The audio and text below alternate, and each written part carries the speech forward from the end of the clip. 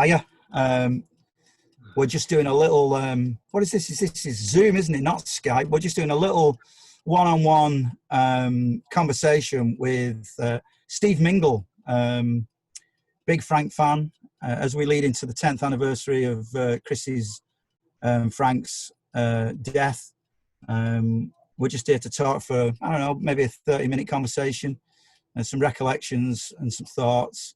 So how are you doing, Steve?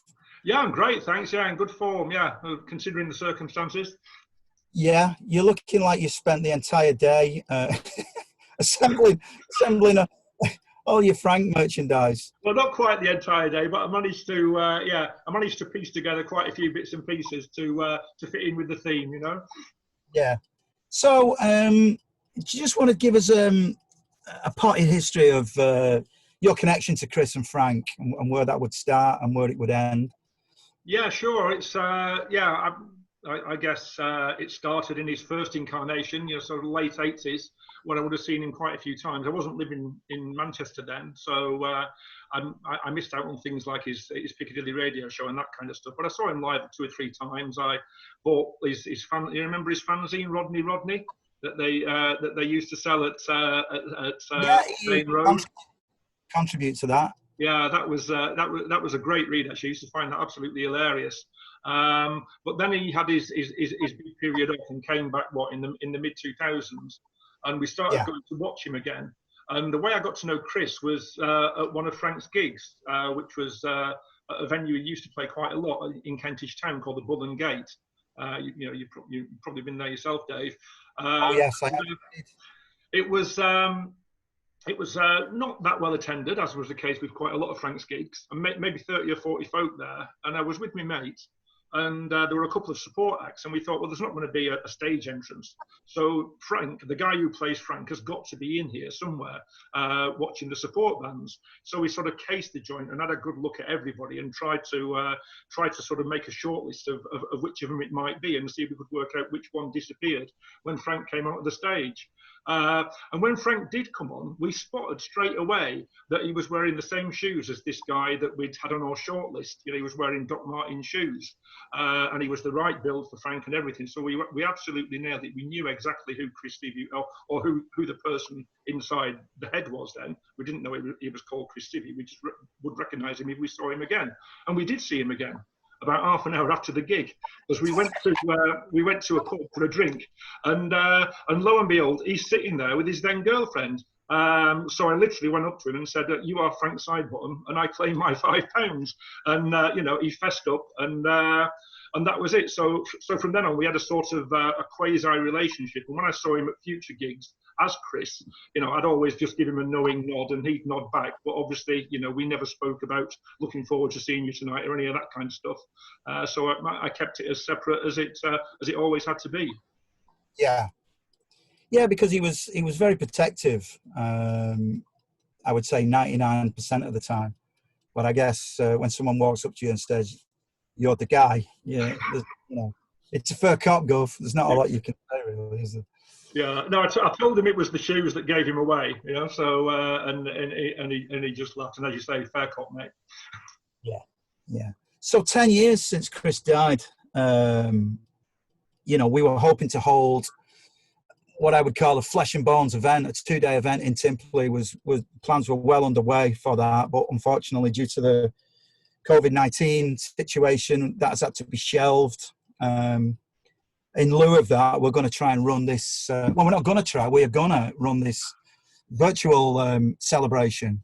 10 years is a fairly important milestone. Just give us some thoughts on that, if you could. I think it's fantastic to celebrate the life of both of them in this way, because they are kind of two separate identities with almost separate lives for a lot of people. And I think before the film, obviously the vast majority of folk just knew one of them. They just knew Frank and had no idea about the talent of the guy who lay within. But I think it's a great time. It's just a year and a half after the film. There's much more widespread knowledge now about the story of Chris because of the film and because of the fantastic exhibition that was also put on last year. And I think it's proper, right and proper, that there is a real celebration of what the guy achieved. Of course, it is deeply ironic, obviously, as we all know, that he only found the fame he'd always desperately searched for in a scenario where nobody knew who he was. And now people do know who he is. He's only finding fame, too late. I think it's fair to say that that's the measure of a true artist, whereby they're not really appreciated until they're gone. Yeah. I made the comment a few years back that Chris's peers, who you can count on one hand, would be like Caroline Ahern, Matt Radcliffe, Chris Evans, John Ronson, Mark Riley, Steve Coogan, John Thompson. All these people, they've all done pretty well for themselves financially, and they're financially secure, but none of them have got a bronze statue built of them that will stand for the next 200 years. Yeah, that's right. This Frank in particular is going to be something that is just never going to be forgotten. That legacy is going to live forever. Yeah, well, we're trying our best. And it will be passed down, and thank God that he performed in the era of YouTube and the like. And there is plenty of his stuff for not just ourselves but future generations to enjoy, because there's been nothing like it before, and I don't think there'll be much like it going forward either. Yeah. So yeah, I think you kind of answered my next question, or you touched upon that, which is, why is it important that we remember Chris? I think it's important that he's remembered because he was such a diehard and such a people talk about the phrase suffering for your art. Well, nothing could be truer with Chris. Whatever he wanted to do, he was going to do it, regardless of whether anybody else thought it was any good, whether anybody else thought it was funny. He was just on a mission. That's disregarding the actual physical side of suffering for your art. Absolutely, yeah. Which you could argue it could have quite easily led to his early death. Yeah, it's not healthy in those heads. I'm sure you've worn one from time to time, and as you know, I've worn one or two of these behind me in the past. And even 5 minutes, you're starting to sweat profusely. And the thought of performing a gig, not just with the head on, but with the nose clip on, and under a searing spotlight. I mean, that is it's not a bundle of laughs, is it? Yeah. Well, I think it's time that I claim my £5 and expose you as you're the guy that would show up at it's the darts championship. That's right. Yeah. Do you want to fill us in on that? Yeah, well, that's how I came to be kind of loosely connected to the film, because as you well know, it was crowdfunded, and so my mate and I put a few bob into it because we were both big fans, and then Steve, the director, Steve Sullivan, sent round an email saying that there were various people he was looking to find, and one of them was the guy who used to dress up as Frank at the darts, and that was me, as you've said. So I came along to chat to Steve and told him the story of how it happened. And gave him I also gave him DVD tapes of some of the commentary, which came from the likes of Tony Green and what have you. And they were, of course, to be honest, I suspect they didn't even know who Frank was, because the first time I went as Frank, the cameraman came and asked me and said, "Oh, what's your character called again, mate?" And I told him, and then apparently like 5 minutes later, it's on the television. "Oh, there's Frank Sidebottom in the crowd. He loves his darts, does Frank," and that kind of thing. And I later found that simultaneously Chris was actually watching at home and thinking, "What's going on? That's not me." But as far as the commentators were concerned, it was the real Frank. So we kind of stuck with it for 2 or 3 years. Do you not think the cat was out of the bag when you turned up with 3 other Frank Sidebottoms? Well, yeah, well, it was possibly a little bit of a giveaway, but we did do that. We did do that for a good reason, because we only had the one head until sadly Chris passed away, and we thought we'd had such fun. We'd had such fun with it. We thought for at the end of 2010. We needed to try and do something different, but I still wanted to go as Frank. And I thought if I just go as a single Frank, it could be taken the wrong way and it might be seen as being in slightly poor taste or whatever. So I thought, well, this is a cracking idea. I'll buy another head. and then it'll be obvious it was a joke all along and it wasn't the real Frank. So I went onto eBay and there were 3 available and they all looked pretty good and I couldn't decide between them. So I thought, oh, sod it, I'll buy the lot, because there were 4 of us went. And I thought, well, if I buy them all, we can all wear one. So that's how I came to have the 4 heads. Is that the year after Chris passed away? Is that the year that? Yeah, that would have been. So that would have been the Lakeside at January 2011. Yeah. And then we brought it to a close after that. Was that the last time you did it? Yeah, that was the last time. It was a grand finale, really. The 4 of us. Yeah. So another connection that you serve, that you share, I should say, with Chris, and certainly with Chris's family, is that you're a Manchester City supporter. You're a big football fan. I am. Yeah, I'm a massive City fan, and I don't think I knew at the time, but probably not long after that, I didn't know that Frank was the first Manchester. But as soon as I was told it was the same guy, at that stage I wouldn't. This would have been what, I guess, mid-90s. As soon as I was told, it all kind of made sense, because Manchester wasn't an ordinary mascot, at least not with Frankie, with Chris inside him. You could just tell from the way he moved and his sort of sense of theatre and mime that there was a lot of skill in there, and he was a guy who kind of did it a lot, possibly even did it for a living, and he gave Manchester a kind of anarchic character that no subsequent incumbent has really come close to. And my favourite, probably the best halftime entertainment I have ever seen in my life, was when Manchester went in goal for a half-time penalty shootout, where little kid they'd put up a net in front of the Kipax, and little kids would come just to take a penalty with Manchester in goal. And this little toddler came up. He was about 4 or 5 years old, really the tiniest of the lot. And obviously the idea is the little kid gets it on target, and the mascot lets it in the goal, but not Manchester with kids inside him. Maybe he'd taken a drink, so he plunges to his right, tips this little lad's shot round the post, and if that's not bad enough, he then gets up off the floor, goes up to the little lad, and gives him a bit of a fist pump like this. And the compere and the little lad's mum are thinking, what the hell is going on here? And the poor little lad's in tears, being escorted off the pitch. And meanwhile, in the Kipax, people are either saying, what is going on? That is so cruel. Or else, like me, they're absolutely howling with laughter. It was just hilarious. Brilliant. So yeah, we caught up on a podcast that you did the other day, where I found quite a few things out about you that I didn't know, and you've written a couple of books on football, yeah. Yeah, I've written a few books about City, yeah, and Chris and Frank featuring quite a few of them actually, because a couple of them are of the sort of the fever pitch genre, I suppose. So there's a bit of the things that I'm interested in, as well as football and incidental things. And Frank has been a major one of those, and especially with Chris's connection to City. So yeah. Yeah. Great. What would you say is Chris's legacy? As I said, 10 years on. Do you think we'll be talking about him in another 10 years?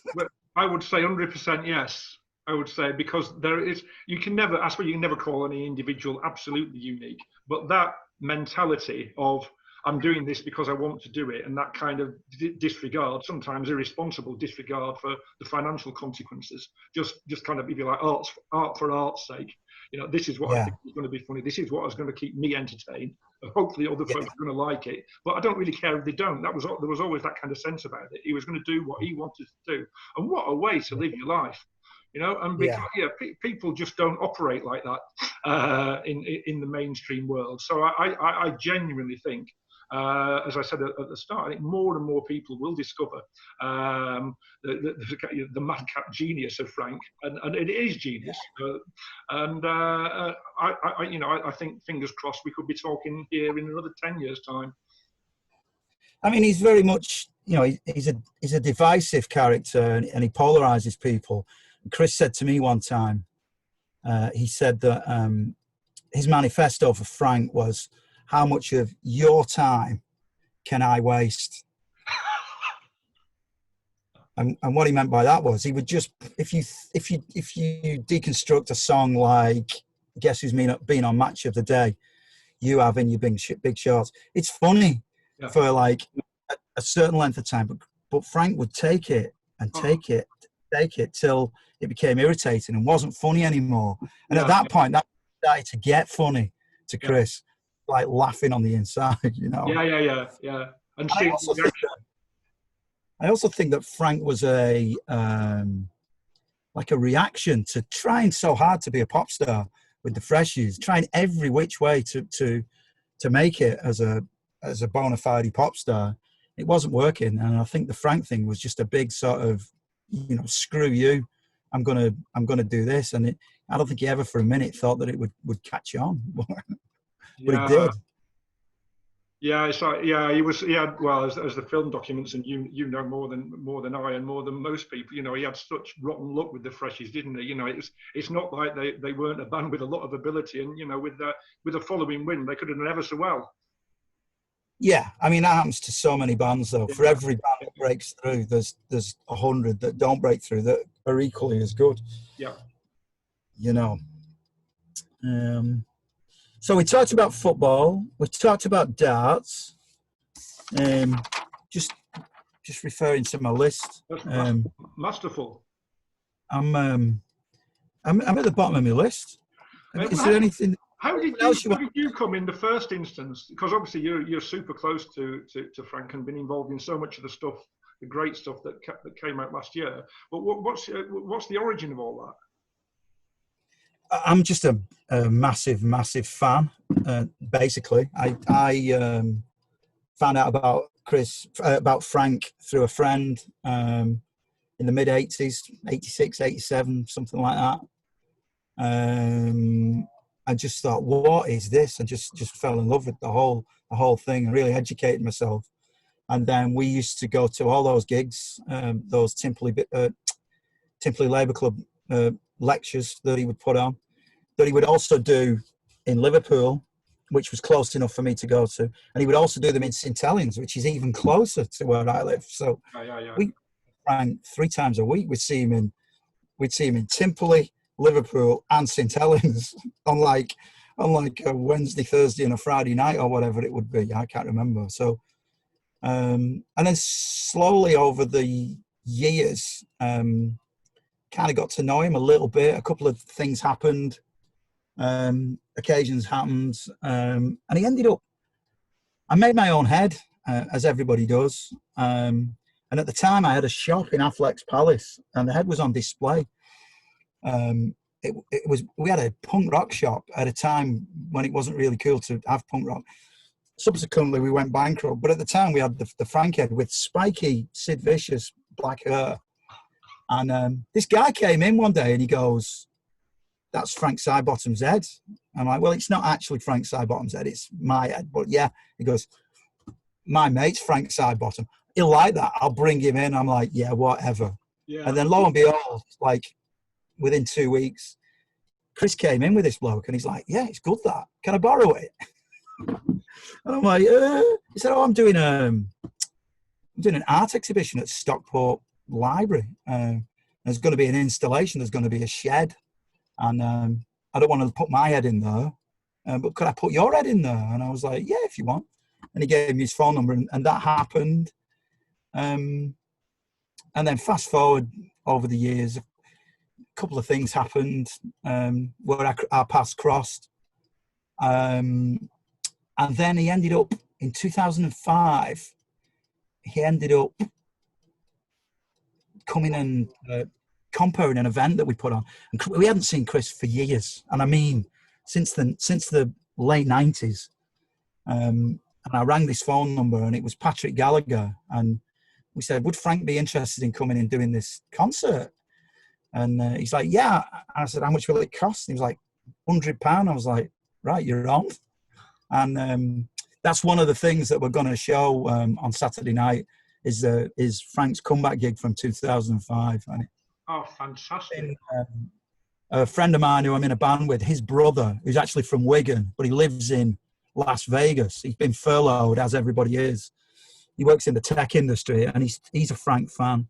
And he painstakingly remastered it into like 1080p. It's not true 1080p, but it looks a damn sight sharper than it did at the time. So I'm really looking forward to letting people see that. It's virtually unseen. Fantastic. So yeah. But anyway, so that happened in 2005. He rocked up at this gig in Wigan with Patrick doing it. A load of chaos ensued at that gig, which I'm not going to say too much about because it'll spoil the show. But a couple of days after that, I got a call from Patrick saying, I don't want to take him to gigs anymore. Do you want to do it? I think they saw my skill sets of organization and being able to do stuff, whatever, I don't know. And shortly after that gig, I did the odd thing with him, and then eventually I ended up pretty much doing it full time. Didn't do every gig. There was other people that did bits and bobs, but for about a 5-year period from 2005 to his death in 2010, I probably did, I don't know, 100 things with him. Wow. And then, you know, when Chris died, there was stuff was in place for the Michael Fassbender film, the John Ronson script that John Ronson wrote. That Fassbender, he didn't know it was going to be Fassbender, but he knew there was going to be a Hollywood ace celebrity was going to play him. Yeah. And that film comes under a lot of flack for not being true, for being a fabrication of the truth. You know, it's Frank. It definitely is Frank. It looks like Frank, but he's American and he doesn't live in Timperley. This is a travesty. But the truth is that they were the clauses that Chris put into the contract. You know, he's like, yeah, you can use the character, but I don't want you to tell the true story because Chris being Chris, he thought if this is successful off the back of this, I'm going to make my own film, which is the true story. Yeah. It was going to be a biopic. It wasn't going to be a documentary. But sadly, Chris died, and then Steve Sullivan approached me about, we spoke at his funeral actually, but he said that he wanted to make a documentary, and I just thought, I know that was on Chris's list of a 5-year plan that he wanted to make a true film, and the documentary was the closest you were going to get to it. And it just coincided with Chris's elder brother Martin going, I've got 100 boxes of Chris's stuff that's going to the tip. Is it any good to you? You know, and then that's how it all happened. Yeah. Wow, it's fantastic. And of course, the film was a huge success, wasn't it? Hopefully commercially, but certainly critically. Critically, people absolutely loved it. I didn't see a bad review. Steve went above and beyond the just a bit Call of Duty to make that film because Chris was so secretive. Nobody knew anything about him, and you interview somebody, and then you get to the end of the interview, and they go, "You should speak to such and such about it," and we're like, "All right, okay." And then he just went on and on and on. But it wasn't just a filmmaking process; it was a detective paper trail. So you'd pull something out of the archive and go, "What's this? What the hell is this?" Yeah. And then someone would tell you something, and you'd go, "All right, I know what that is now." And I think Steve's conviction to tell the truth. And he did that in a very sympathetic way and a non-exploitive way, I'd say. It's a very moving film, isn't it? As well as as well as revealing. There's a lot of poignancy in that film as well. I don't think a fantastic amount of humour. Yeah, I don't think you have to be a Frank fan to appreciate the film. I think a lot of people thought it was going to be a fan film. And I'll be honest with you, the thing that we got planned for Saturday night is kind of a fan event. You kind of need to be a fan because we're getting into I can't even say this word, the minutiae. Is it? Yeah. Minutia, that's it. We're getting into the So there's you're going to see a bunch of stuff that you may have caught fleeting glimpses of, but in its entirety, I mean, the other thing is, you're going to need a comfy chair, you're going to need a drink. Neither of those are problems. So, I'll be tuning in, and no mistake.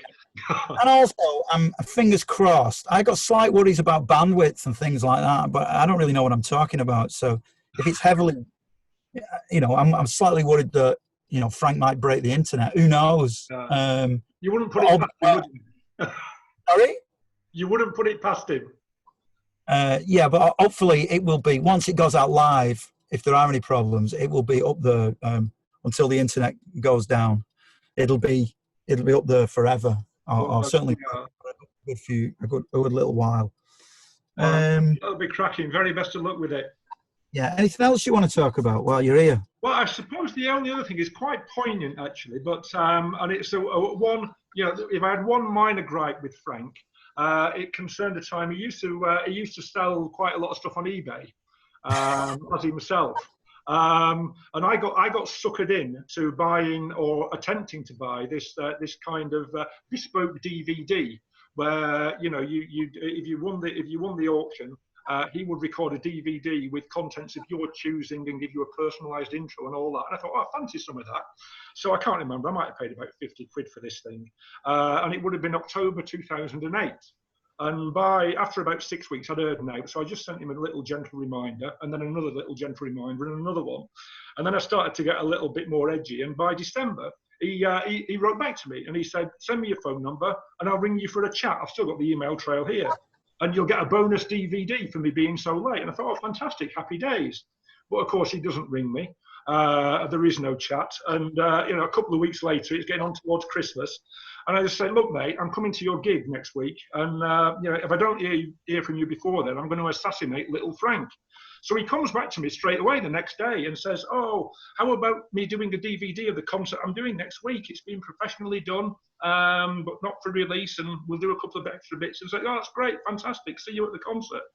6 weeks later, nothing. So I'm chasing him again. And then he comes back, I'm still waiting for my copy, chase him again. We're into May. So then I'm going, 92 years on, I've still received nothing. Please, can I have a refund if you're not going to do anything? And no, nothing at all. Goods or refund now. And we eventually it's the year's anniversary. I'm sure you've long since forgotten this, but the 50-odd quid almost a year ago for a DVD was paid to you and nothing has materialised. I'm a huge fan of yours, but I'm going to have to start telling people about this if you don't do something. And that provoked a response. Oh, so sorry, but I'm still chasing the DVD. This is like 6 months after it was originally having it shot. Any progress? We're into December, again, 2009. And then he says, January 2020. I'm going to send you the stuff this week. This is like 14 months on. What do you fancy? And what's your address? January 2020 or January 20? January 2010. Yeah, sorry, that would have been that. Yeah, January 2010. Beg your pardon. Yeah, I'm going to send you loads of stuff. What do you want? And what's your address? What's my address? I've given him my address about 8 times by now. So anyway, I just say, anything unusual, anything bespoke, that's great. February comes, still heard nothing. This is February 2010. Then he says, I'm recording some special stuff. I've been doing you some special art. And we're into February. I'm saying, I'm coming to see you at the next gig you're doing, which was with John Cooper Clarke, actually, in Manchester at the Ruby Lounge. Look, I might well have something for you then. And I turn up and there's absolutely nothing. But eventually I get to see him in April 2010. Okay, this is one of the last gigs that he played. And it was at the Buffalo Bar by Highbury and Islington in London. And he actually had got something for me. Of course, he just about recognised me. And I met him on the stairs. And he'd got this little box. And in it was a mashed up little Frank's head. And it was the last but one little Frank in existence. And it probably had about 3 years of being smashed against the Bontempi organ. And, it was in no sort of state. But if you manipulated it, you could just about make it into something that resembled little Frank's head. But he also did. Have you got it? Have you got it there? It's disintegrated since. I mean, it's basically paper and water and flour, isn't it? And it's just it just got all soggy and kind of melted away in the end, unfortunately. So I haven't even. I remember seeing it, and to me, it looked like a map of the world. It was just like, it was, yeah. But he also, bless him, gave me something that I thought was worth well more than 50 quid, because you know what an unbelievably talented artist he was. And he did me this drawing of himself as Virgil Tracy. You've probably seen the sort of thing that I mean on really top quality artist paper, and it is absolutely stunning and signed by Frank Bottom. And that was sorry, that was a half an hour bell going off. Money. I'm still listening. Go on, we're all right for another Yeah. 10 minutes. Okie dokie. Well, so that was April, and then very shortly after that, I got something at last for me money. I'm all's well with the world, and then of course you start to hear these rumours that he's poorly, because this is April 2010 now, and he cancels his US trip, and this sort of thing. And then the last note I ever sent to him was probably about 3 or 4 weeks later after I'd seen him at the gig. Just read about your illness. Really hope you can get it sorted. Great to hear you sounding positive, and all best wishes. And 5 weeks later, he was gone. Yeah, it's a tough one. I've still got texts on my phone that I can't bear to delete. But he only canceled. Yeah, he did cancel that trip to America, and I think he cancelled one gig.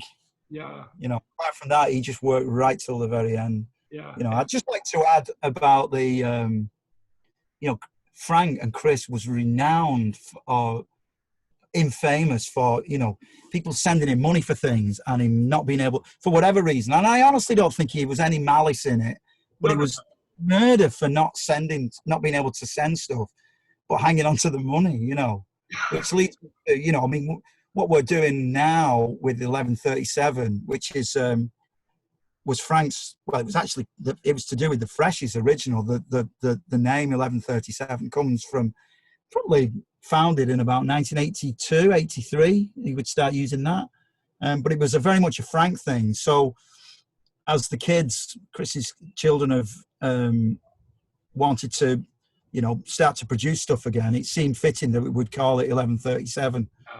But it should be, it is a commercial venture, there's no question, but you just need to bear in mind that Chris left the kids nothing, and he died practically pennilessly. They weren't pennilessly, is that even a word? Penniless. There was no inheritance, there was no family heirloom. All that was left was boxes and boxes of cardboard, cassette tapes, videotapes, artwork, and what we're endeavouring to do is to take that stuff and, repurpose it, clean it up, and represent it to the best of our abilities as a high quality, and make sure that if people buy stuff off us, they get what they pay for. I have bought a couple of things from 1137 already, and I can vouch for the fact that they arrived very promptly. Probably about 14 months more quickly than it did when I was dealing with Frank. yeah, and it must be kind of weird for the kids, because they grew up, and I mean grew up from being, Sterling was Roger the boy next door, and Asha was in those early radio shows and was in Oink Comic. She was it was Roger and Sarah Gregory, so they kind of grew up with this, and I think it took a little bit of time for them to come to terms with what the hell is this thing, and I mean, Frank is all things to all men. He appeals to a 5-year-old child, he appeals to a football hooligan, he appeals to a well-read art critic. He hits all those targets, so yeah, that's kind of where we're at with it. Oh, well, good. So, I think it's a fantastic venture. Really. Obviously, not only hope it'll be successful, but I've seen some of the stuff you've been putting out, and it is going to be, the more people get to know about it, I think you'll have a lot of takers and a hell of a lot of interest and a hell of a lot of demands for particular types of product, Yeah, well, taking that thing from that lead from Chris, where making money isn't everything. We've got some fairly ambitious plans to do some really great stuff for his 10th anniversary that isn't really going to make us a lot of money, but it'd just be so nice that this stuff will exist, and that the fans can buy this stuff. Fantastic. I think we'll start to wrap up, but before we do. One thing that struck me when I saw you on on Jay Taylor's show a couple of nights ago, something I had no clue about you, was that you perform poetry. You want to just tell us a little bit about that? Yeah, I just well, it's a long story and too long for this as to how it came about. But I started doing it beginning of last year, beginning of 2019. just dabbling. I'd got a few bits and pieces that I'd had tucked away for years, and eventually sort of, plucked up the courage to have a go, and I've just become absolutely hooked on it. It's there's a really lovely, vibrant scene in Manchester, lots of different sorts of nights, which I never knew existed before I started it, and lots of great creative people, and it's been fantastic fun. So it's becoming a little bit of a passion. Right, that's good to know. Now, just before we spoke, we've only spoke a couple of times in the last 10 years. Yeah, that's right. Yeah. And I sprung it on you earlier this afternoon. I asked you to write some words, and I haven't heard the words. So are you going to close us out with a little prose, a little poem? I've got a little poem, yes, which, as I say, is hot off the press. So I don't know how it's going to come out, and I hope I can get the phrasing right. But we'll have a go. Are you ready? I'm going to have to read it because obviously I've not had time to learn it, as I've only just finished it. 10 years have passed since that awful day when Chris and Frank both passed away. Real life and fantasy departed together, and in these grim times they missed more than ever. Those classic gigs with his puppet pals playing Freddie Mercury and heavy metal, and his Beatles renditions were better by far than those with McCartney on bass guitar. The match of the day year saw Frank in his prime. His big shorts were way ahead of their time. But now that she's lost her big blue-eyed son, I hope someone's been doing the shopping for his mum. There was panic on the streets of Timperley, he said, but now there's a fantastic statue instead. The Being Frank film, the Bobbins exhibition, such bittersweet but richly deserved recognition. Without Frank, there's much less fun in our lives, but work of such brilliance will always survive. At least the world's now aware of the genius of Chris. He'd always craved fame, and now, too late, it's his. Every day, at precisely 11:37, Frank looks down from his fantastic shed in heaven. He sees little Frank tucked up in his cardboard bed, but still no sign of little Denise's head.